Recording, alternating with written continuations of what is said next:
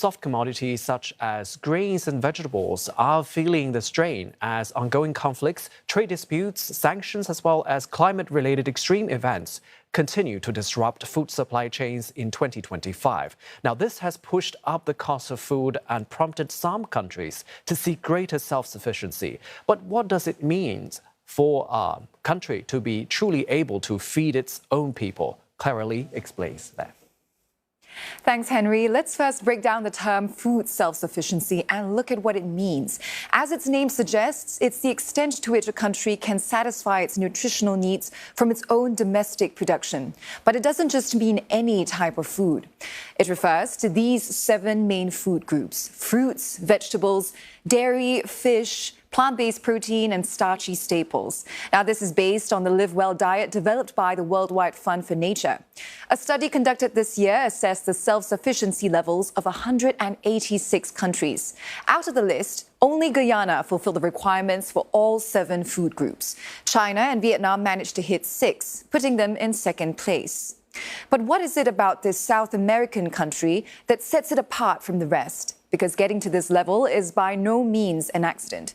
Well, its strategy was founded in the Caribbean Community's 25 by 2025 initiative. It set out to reduce Caribbean food imports by 25% by the end of this year. Guyana focused on crops that thrived locally, such as rice, cassava, and soybeans.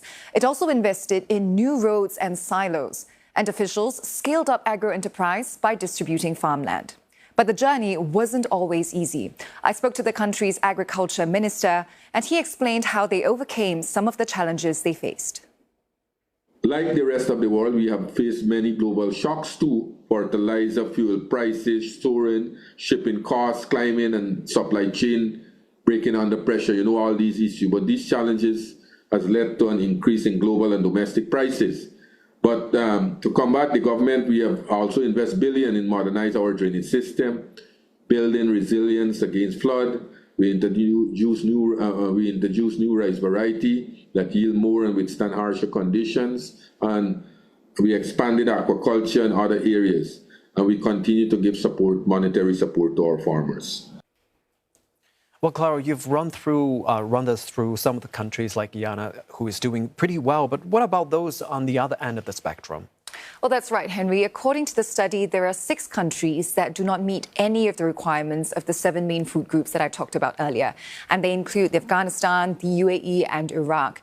Now, when a country chooses to mainly import food over domestically producing it, it naturally exposes it to certain risks. And we saw several of those risks over the past few years. They include the COVID-19 pandemic, the Suez Canal blockage, as well as the Russia-Ukraine war. Now, let me take you closer to home for a second, because just last month, Singapore actually dropped its 2030 food self-sufficiency goal. It originally planned to produce 30% of the food that we consume here domestically.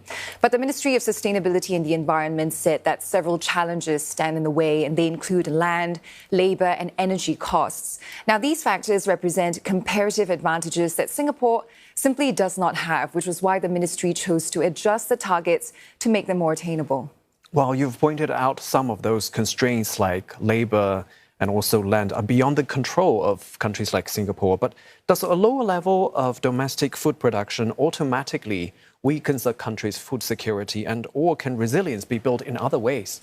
Well, that's a good question, Henry. Choosing to import food over domestically producing it could be a strategic move because the resources that were used to grow the crops could have been used to create goods that maybe have more economic value to a country. Now, let's take rice, for example. To produce 1 kilogram of rice, you need up to 5,000 liters of water. And that same amount of water could have been used to produce something else, say computer chips, for example. Which is why one analyst says that countries like Singapore, which has limited resources, may choose to channel them towards higher value production. Most countries do not in fact aspire to be 100% self-sufficient because it doesn't make economic sense at all. To produce the last 10%, you might require a lot more resources than you need to produce the first 90%. It's a law of diminishing returns, so to speak. So what does this mean for countries? How can they strike a balance between, doing food sufficiency and importing food from overseas? Well, at the end of the day, food security and by that extension, food self-sufficiency will always remain key, especially as more countries take on a more nationalist stance and as the risks of supply shocks continues to rise. So ultimately, I think it's not so much about achieving full food self-sufficiency. It's about relying on yourself as much as you can. Right, Clara. That's indeed quite a nice report over there. Thank you so much.